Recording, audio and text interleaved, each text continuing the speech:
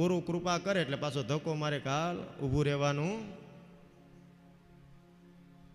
સાધુ ચલતા ભલા, સાધુ જેવું જીવન જીવવાનું છે. એટલે કે સાધુ જીવવાનું છે. સાધુ એટલે કપડાં પહેરી લેવાના, બદલાઈ નાખવાના એવું નહીં.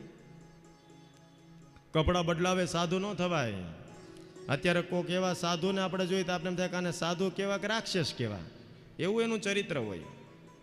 અને ક્યારેક કોકે જીન્સનું પેન્ટ પહેર્યું હોય પણ તમે એનું ચરિત્ર જુઓ તો આપને એમ લાગે કે ઓહો કેવું સરસ જીવે છે.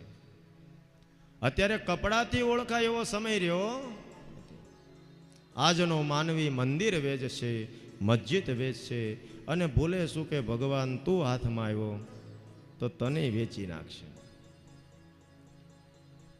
આજે માણસ ભગવાનને વેચવા માટે તૈયાર છે. મૂડી નાખો પણ કોકને મૂડી કમાવો.